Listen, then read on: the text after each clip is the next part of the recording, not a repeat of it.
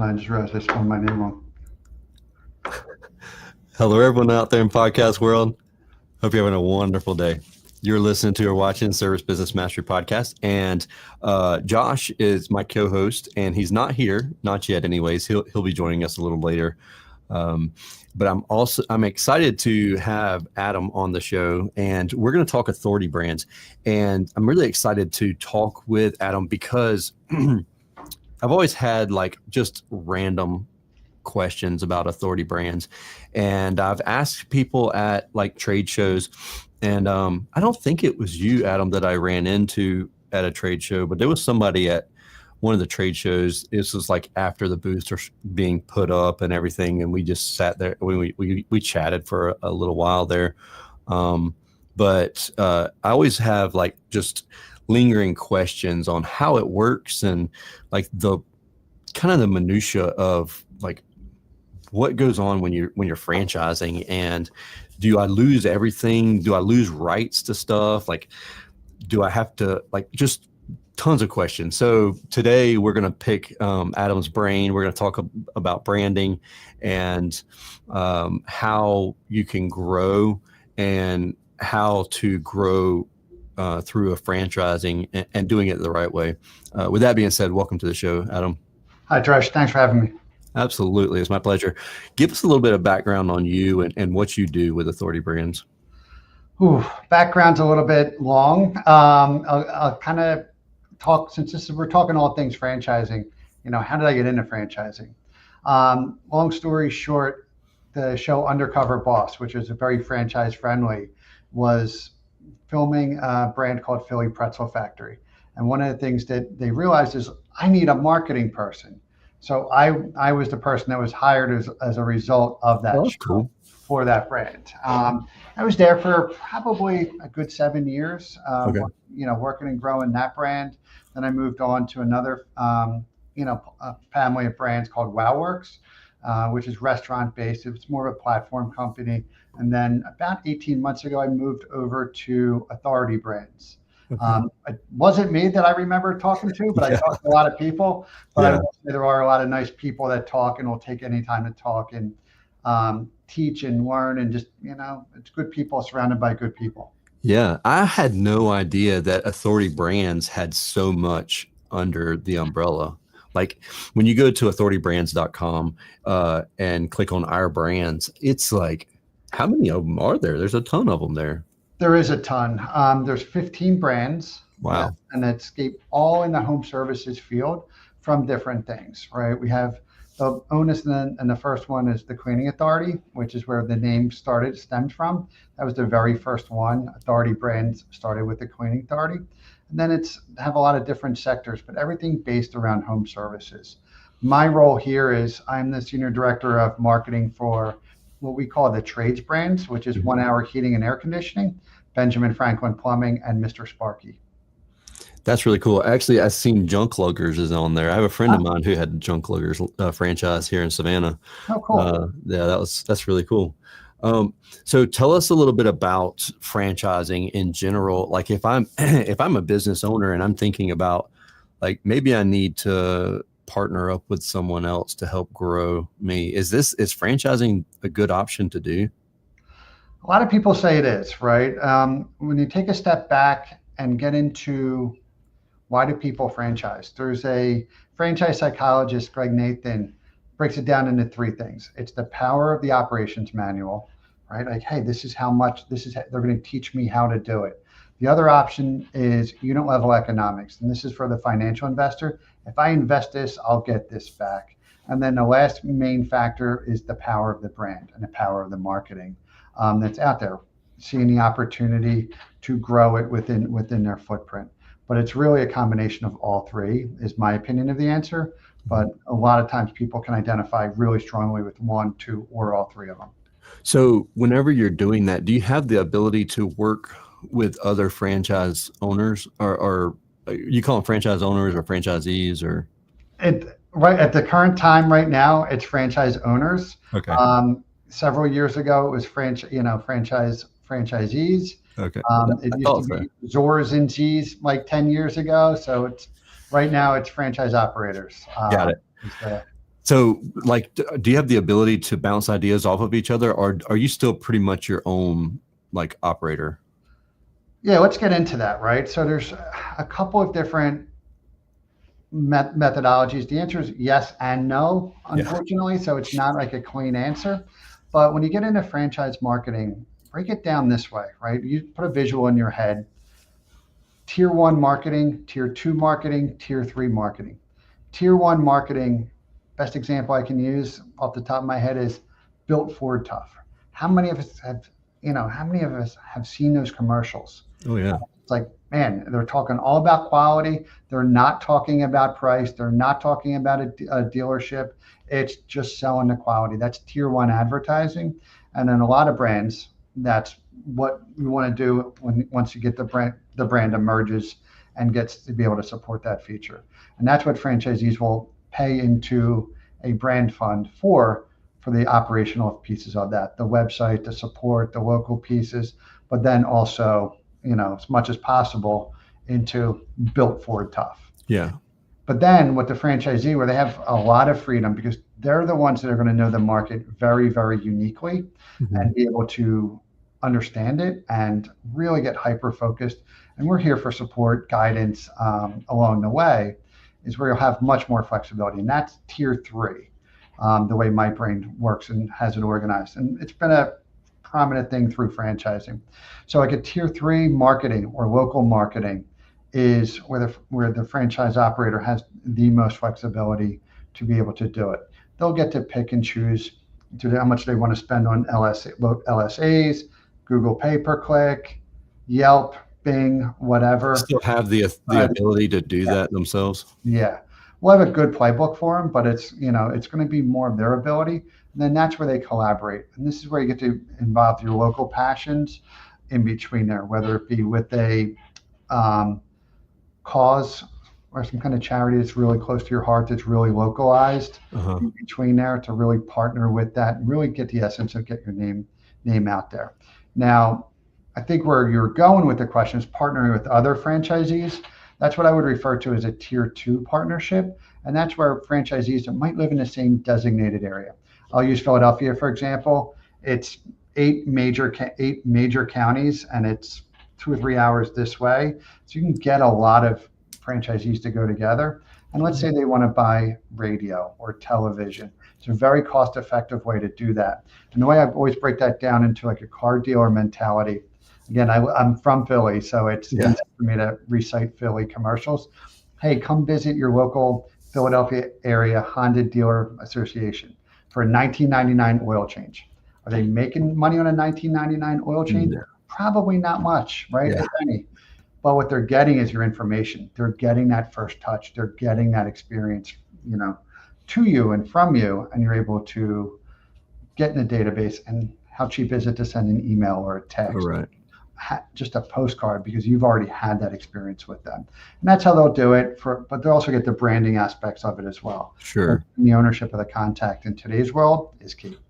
Well, you bring up a good point there. Like, how does it work with having multiple franchisees in the same area, or is there how does that even work? Like having that, is there a mileage or? So it all depends on what industry it's in. In restaurants, believe it or not, the closer the better, because people aren't going to pass 3, 4, 5 restaurants to get to yours, right? If you're in a fast casual space. So believe it or not, the closer you are, the better you are. Services, it's more by zip codes you're servicing and where you'll get to, because you're going to the consumer. Gotcha. So it's a little bit different in between there. And a great example of that is think how many McDonald's are in every major metropolitan area. Probably not owned by the franchisee, but they're going to, coordinate and run advertising appropriately. Oh, for sure. Yeah, absolutely.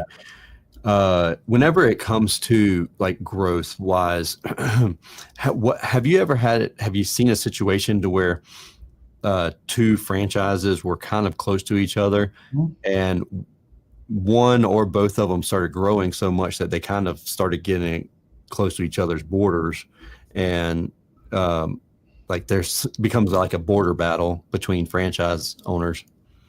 Well, I mean, there's ways we can control that through the corporate site as well as, through other digital assets. And what I mean by that is just making sure that everybody's staying within, their assigned box because they're buying the territory, from the franchisor, Yeah. the brand in between there. So if you go to onehourheatingandair.com and enter in a zip code, you'll get one, it'll direct you to one person.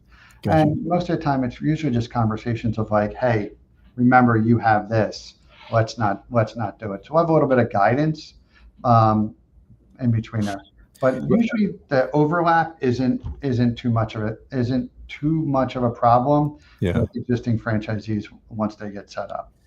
Gotcha. Now let's go into like something that could be like a potential risk for someone who's becoming a franchisee, and that is there some sort of morality clause inside of whenever you become a franchise owner or whatever, where like if you do something wrong and it gives you a bad name, like potentially they could assume that all 1 hours do this. Yeah. The answer, I mean, we could talk more about that offline, but let's, but I'll answer it this way. And I'll use, I guess, was it In-N-Out Burgers? Does anybody remember the name of the franchisee that the incident happened at? With the salmonella, I think is what it was. I'm going from memory, so Yeah. But they remember the brand, right? Exactly, and so that you have to like protect the brand. Yeah, and so like that, I guess that would be a call. I mean, that would be a concern, is that like you got to make sure that everybody's acting right, and they're following the rules, and you don't have one franchise that's damaging all the rest of them out there.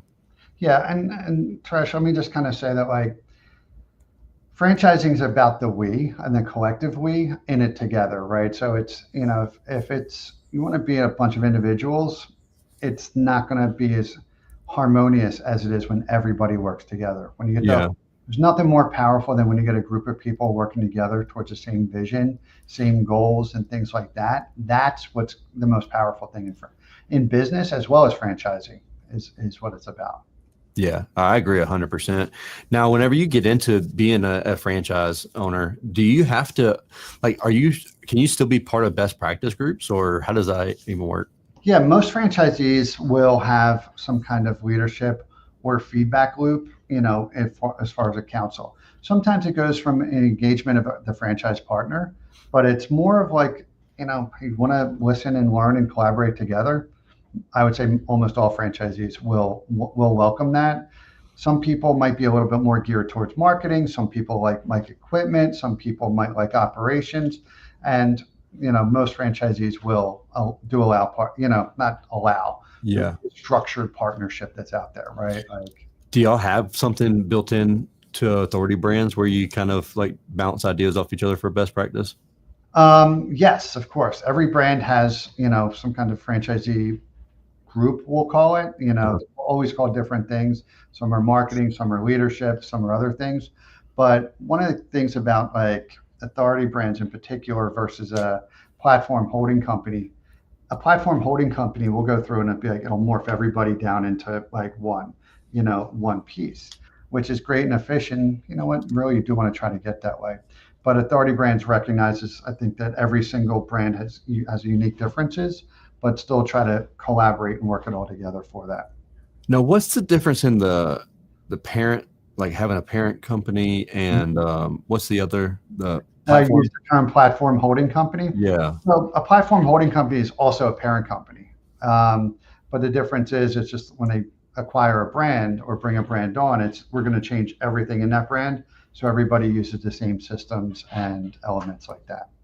Versus like how would the other? A parent company will use a little bit more of a hybrid approach, where it's just like, okay, this is working, this one's better, but it's not like, hey, day one everybody switches over. It's probably the biggest example that I've seen in my life.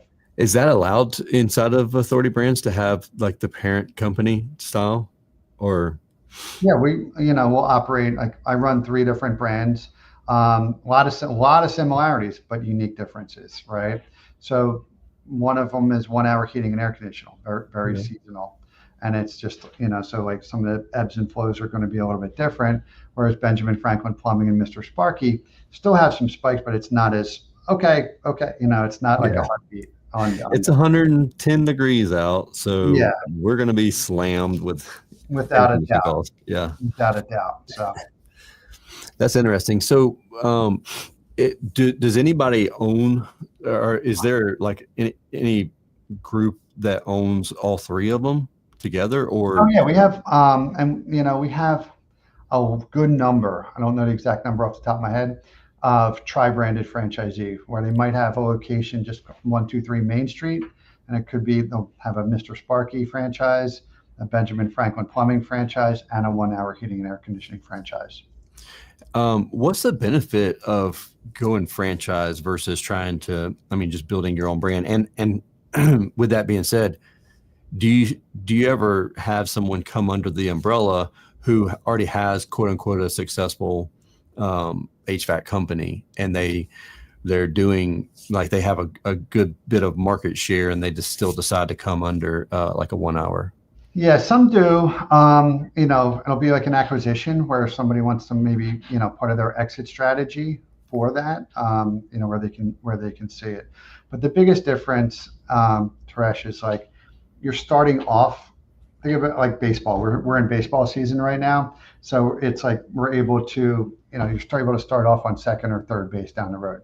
We already have the operational guide. We already have different marketing elements, assets created, trademarks, all those types of things already in place for use. Gotcha. And so that's, I'm trying to think like what, because I know of a company in town. I'm in Savannah. I know of a company in town was a really rather old company, comparative, and they are now part of a franchise. They're not a 1 hour, but they're part of a franchise. And yeah. I often question, like, I feel like you had a large customer base. Why would you now transition into a franchise? Because I feel like joining a franchise, part of that is because you need help with the marketing. You need help with growing your customer base and that type of things. Is that correct? Or no? Okay. It could be, right? But it's like, not really. You got to think back about that individual person, the owner of that company, what's making them do it, right? Is it something in their life that wants that help? We talked about Greg Nathan earlier. Is it operations manual? Probably not, right? It's probably more buying power that you can get from it, as well as other support, marketing, and things like that. But, also to think about it, like, is it part of their exit strategy? Was it a sale? In your example that you said, was it like, hey, I'm ready to retire. I just want to sell it. And XYZ franchise companies like, we'll buy it because, and. Okay. Yeah. That makes sense too. Possibilities, right? Do you ever have anybody who actually joins the franchise in hopes that another franchisee would purchase their territory? Not that I'm aware of. Okay. I've seen it happen. Don't get me wrong. Yeah. But it's not like, okay, it's not my entry strategy. Exit strategy. Yeah. Right. So. Welcome to the show, Josh. Hi, Josh. Nice of you to show up. It's interesting you talk about franchises because, Tersh and I present a lot. And this morning I had an opportunity from someone who used to be a client, and actually Tersh and I both know from our CEO Warrior days.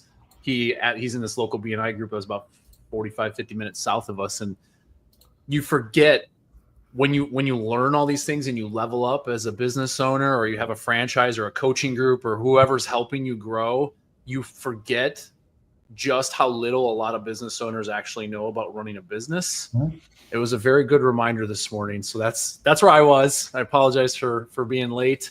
I definitely didn't want to miss this episode, but I know this is a great topic. And I always wondered why, like in our area, when I started in the trades, there was like AirServe, and I saw them everywhere. And I'm like, what? Like some of these other, franchises and stuff. Yeah. I didn't really know what I was looking at back in 2012, 2013. I always wondered, like, why would somebody do that? Like, they could go because they can grow their business without the fees, but then they also don't get a lot of things. They start with, Dan Antonelli loves the white Vans.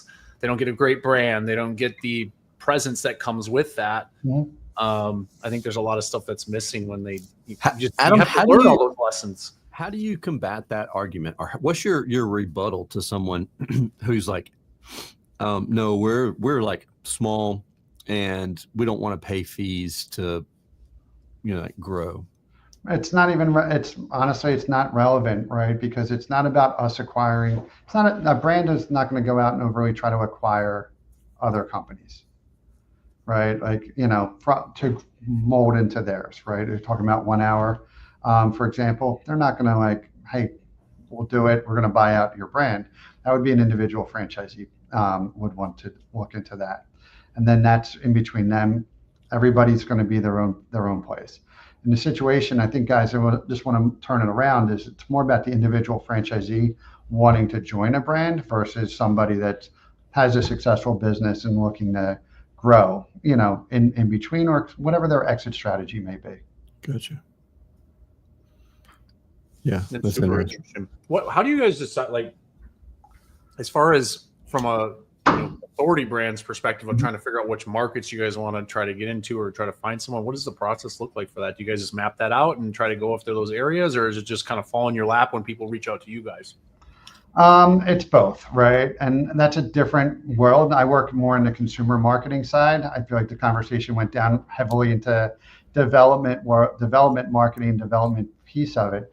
But we have a whole department called the franchise development. They'll do some research beforehand, figure out how many, households are in a certain area that somebody's looking at. And then also too, as Teresh and I were talking about earlier, about working together within an individual DMA. And it could be, hey, we have one extra spot in Northeast XYZ territory. Who do we know out there? Would anybody be interested to open up and start a franchise? Okay.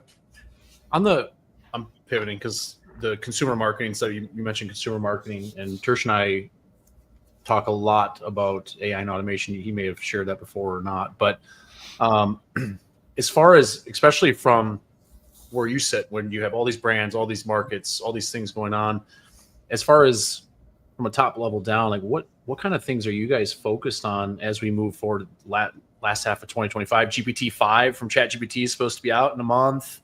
There's a whole lot of stuff going on, a lot of technology tools, all that kind of stuff. Like, what are you guys looking at that maybe our listeners can like try to get some guidance on? Like, what should they be paying attention to when it comes to all this technology, all this stuff that's like, it's a ton of noise. What kind of things should they focus on? What kind of things are you guys focused on? I'll start with this, and I give this advice to everybody. Do not forget how to market without Google, without everything else like that. If you forget how to do that, then you just, really fall into, I can spending more and more money on Google LSAs and pay-per-click. Learn how to develop, and don't forget how to develop business. In my experience, some of the best and fastest growing franchisees have a personality. They go out there and talk to it. They do the BNI groups, right? It's just like they get out there and they work it on the grassroots piece. Yeah. They do a lot of good stuff. Now, that said, let's get into the nitty gritty as far as what's coming. My fear is, there's a lot of information. Hey, what's ChatGPT pulling from it? How's it going to do it?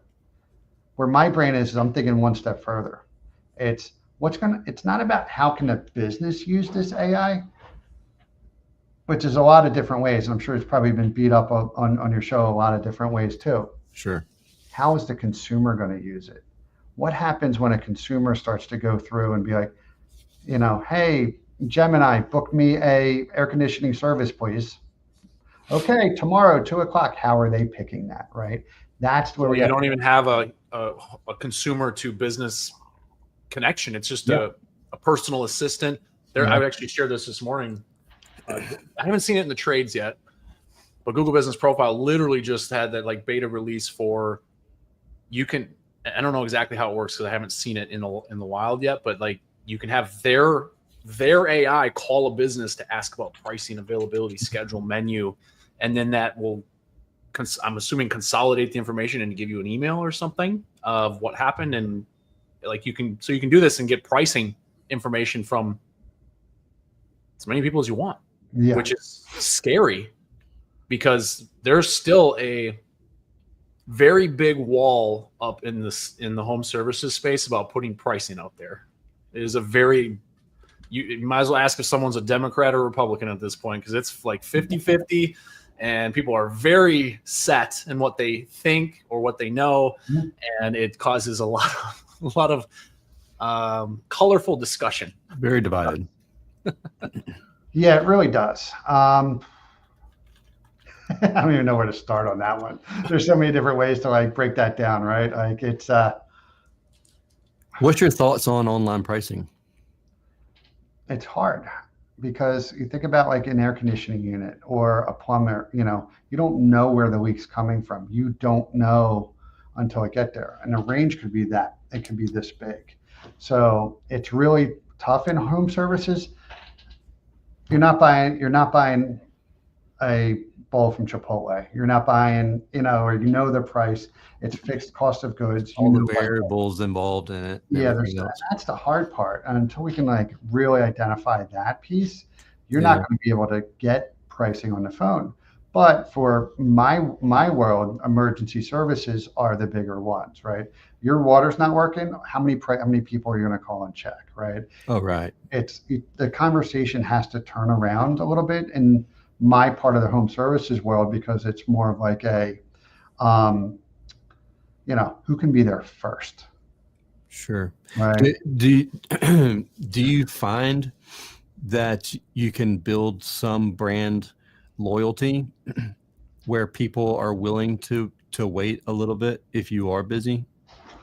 Absolutely. I think some of the brand loyalists will to get in between there, right? Because they know they have an experience, they have that personal connection, they have trust in the brand. So they will wait a day or a little bit. Listen, plumbing's going all over the place and it's like, flushing out, that's a different. It's coming up inside the bathtub. There will be some people will not wait for a plumber. Service. I think we'll have more piece of it. But guys, don't forget, emergency services, speed to lead. Yeah.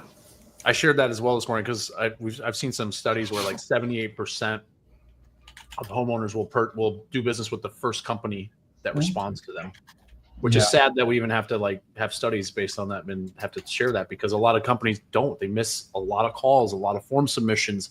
These leads come in and they go into like this black hole that exists. And because we're so busy putting out fires and dealing with employees and hiring new people and training people and all this kind of stuff, you forget like the core thing that's going to get you anywhere are those people inquiring about your business and fixing those leaks in that bucket. I mean, it comes down to, I use the term last mile of marketing, first mile of operations. Is that call center, booking that lead, getting somebody to answer the call, making it happen and getting it all the way through. And those are key elements in any business, right? In general marketing. Say that one more time. Last mile of marketing, first mile of operations. Tersh is trying to do the math on that right now. No, it's the overlap, right? Like, hey, a lead comes in and there's somebody's they're calling, but it doesn't get answered, or it gets answered and, falls into the black hole until it gets booked. It's that last mile of marketing, first mile of operations. So I think that's the problem. Like together, it's business in general, right? I was reminded of that the BNI thing this morning, but so many businesses, some people are really good at marketing, some are good at sales, some are good at doing the thing, whatever the service or product is, but operating a business, because it requires so many different things to connect in a central place and to make sure it all works. And then you kind of recycle and repeat. When you have good service, get a review, promote that review, get new customer, and do the same thing over and over again. There's so many pieces to that. I just feel like it's a really hard space, and we have these conversations a lot because with digital marketing, because we track all that stuff and we have to, because we want to get more. We want their money to go further. Yeah. Like, I think a lot of people think marketers, they just tell me to spend more. It's like, well, it's because we have to, because you need more leads, because we're not closing the ones or selling the ones or booking the ones that are in your database now. Yeah. So you need more. And it's just, it's a vicious cycle, and it gets more and more expensive every year. Local service ads, since it started to now, is 4, 5, 6 times as expensive as it was in 2017, 18, 19. Oh, no doubt. You know, and everything else gone up too. And it's harder and harder to do. And you're doing brand searches too. Yeah. On LSA, you're competing against yourself. Yeah. How do you battle that? Because you probably deal with that more than the average guy. I'm assuming you guys get a lot of, especially with like Ben Franklin and those different brands. Like, you get a lot of brand searches. Like, people actually specifically look for you versus look for the competition. And of course, you guys got to pay, because now you got to protect your brand name, because other people are probably bidding on your brand name. It's always a market by market piece, right? Like, you have to just watch and see, watch inside Google Search Console, see if somebody's outbidding you. I wouldn't just come in and start buying your name, especially a unique name like that. I would just be like, hey, you have to start watching it, because am I going to spend money to block somebody else, or am I going to try to develop it on my own? And those are questions that, we can help franchisees work through and look at each one individually of how that goes. So it's always a case by case basis. But in general, I would say it's always a debate. Do you buy your brand name, or do you not buy your brand name? I think sometimes even Benjamin Franklin, just use that. How many of those searches bounce so fast because it's a kid doing a term paper on Benjamin Franklin, right? Oh, that's a good point too. So you gotta just think everything through as that goes through. And then but if nobody's, so that might stop somebody from like looking at individual buying brand names outside of it. But pay-per-click and LSAs are two totally different things. LSAs are great for the emergency sector as we go through there. And then, pay-per-click, you can really target in on what people are looking for and what their intent is. Love that. Yeah. You mentioned on the AI side that with like how consumers are behaving with that. Mm-hmm. Are you guys noticing anything? Because I know, like, especially with AI search, it's starting to become more of a thing, more of a topic, everyone wants to know how to rank on that, just like they wanted to rank on Google. And what are you guys seeing as far as the consumer side and how they're interacting, or how that's affecting any of your locations? I mean, AI search results and keywords that trigger AI search results are going through the roof, for us. We'll get into too many specifics, but they're going really, that's what's generating that and how that comes through.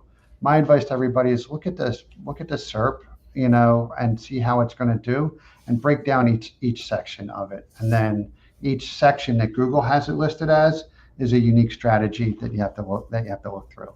And that would be like some general marketing advice and, topics and conversations to go through. Do you feel like local pages make a difference there?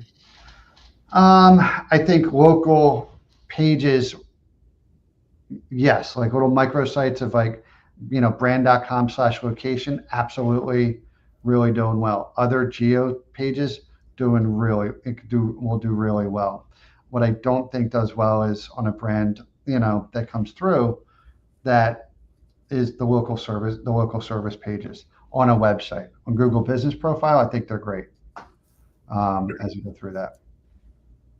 Yeah,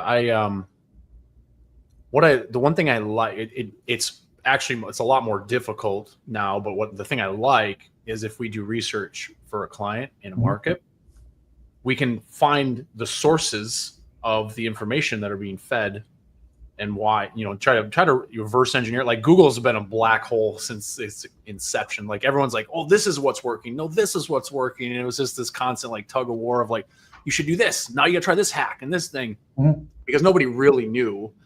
And at least with AI and some of the stuff that being sourced, these websites being sourced, you can at least start to like try to understand of like, okay, they're pulling from here. Let me look at these sites and start like trying to reverse engineer what they're doing. Now, obviously this takes time, but there are things yourself as any business owner listening to this, or manager or marketing manager, like Adam said, when he says, look at the SERP, that's a search engine result page. Just type something in, a search that you think someone might search in your area.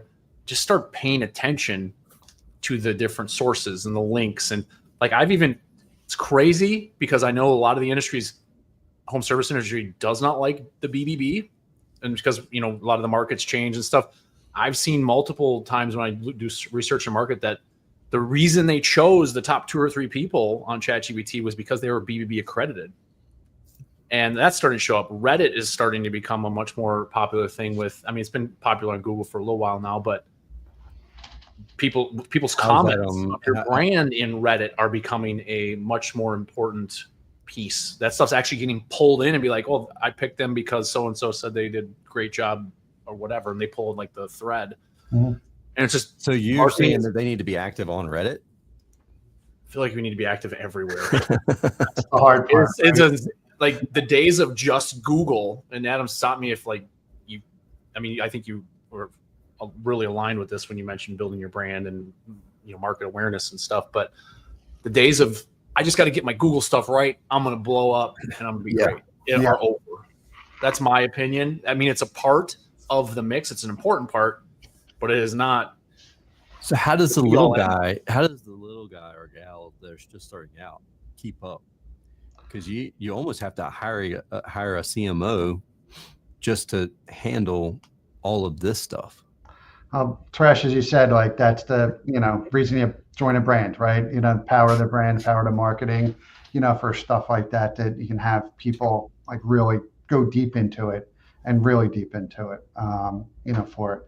I mean, Josh, I got a thing for you just as a casual conversation. What is your definition of Google's mission statement? To make Google more money. That's not right. That's what they say to the New York Stock Exchange. When you really think about it, what's Google really trying to do? My guess would be something to the effect of the least resistance, or get the. I mean, I think they're trying to help with get like the best results in front of somebody, because if they get the best results and they stay on the top of the game, they can serve more ads. Yeah. So I'll give you my interpretation of it, right? This top level, Google is trying to organize the internet.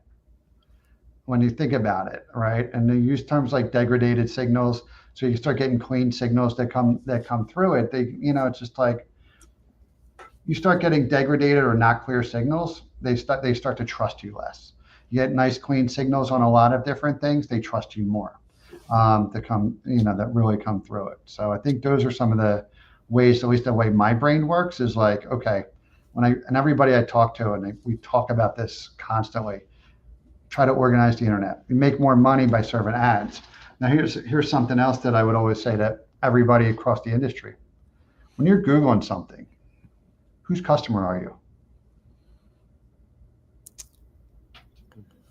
I would think you're Google's. You're Google's?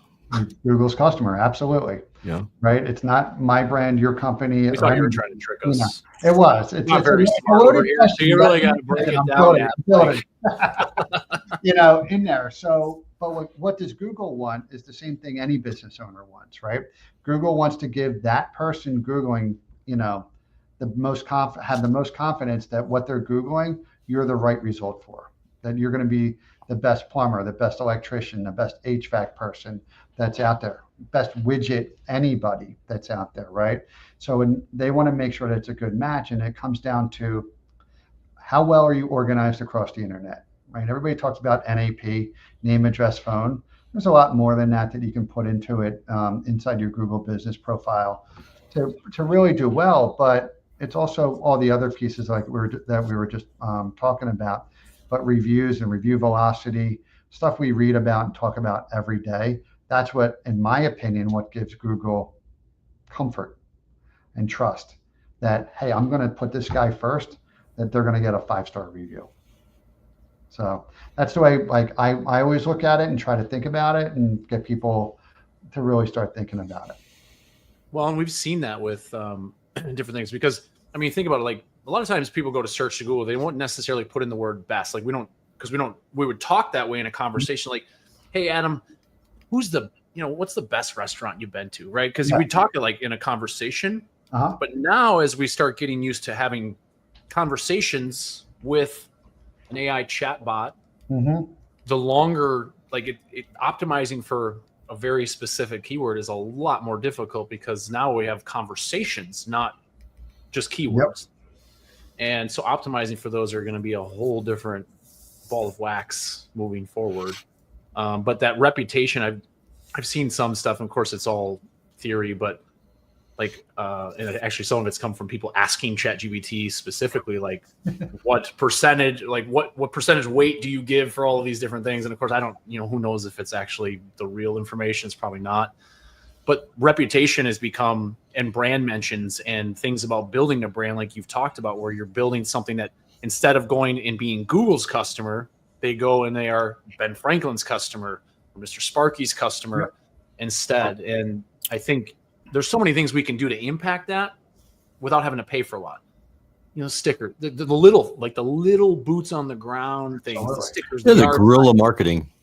Yeah, just make sure that customer knows you are the person to call back next time. So they don't go to Google. They just go, hey, oh, no, there's a phone number. I'll just call them. Or they have a QR code to go to the website and chat with you or whatever. I think guerrilla marketing, local marketing is a lost art. And I mean that outside of Google, right? And getting outside of that. And I think, because Google was an easy button for a lot of people. Like, if I'm ranking on Google, I don't have to do any work. It's just an easy button. But also, I put that on COVID too, right? Since we're just kind of chatting, COVID kept everybody in, like not doing it, didn't teach that new generation. I don't know if you guys probably remember people like, oh, nightclub, hey, go here, go there, go, and passing out flyers. And has that personality anymore to be able to do that. And then some of it is phone related. Let's, call that one honest, but I think people forgot how to self-promote. What I mean by that is like a business. I'm not talking like being an influencer on TikTok. I'm talking about like handing out flyers, door hangers, basic things like that just a lost art. Absolutely. Yeah, that's why it was really cool being at the local BNI thing this morning, because I used to be in BNI. I know Tersh has been a president of his BNI chapter and Savannah and stuff. So like you kind of forget that stuff, but you have that conversation a lot. Like even if you're not in a BNI and you're a plumber, go find a roofer, a landscaper, an HVAC company, electrician. Go find, like, they all have the same customers. Partnership. Yeah, you can make your own referral network, if you will. I mean, BNI is much more organized, and you can learn a lot more through there. But you don't necessarily, like, let's say you can't get into a chapter that you want to get into because some places you can't. Create your own. There's other people that want referrals. You all want the same business. The same customers that hire a landscaper are probably going to hire an HVAC company to come out. Yeah. So. But take it into your own hands. That would be my advice. I mean, obviously it's against, like, we get paid to help people rank on Google, but it literally, like, we do the same thing. Tersh and I put out treasure trove of content. So that way people, when they open their phone, they think of Service Business Mastery, they think of Trade Automation Pros, and it's by design.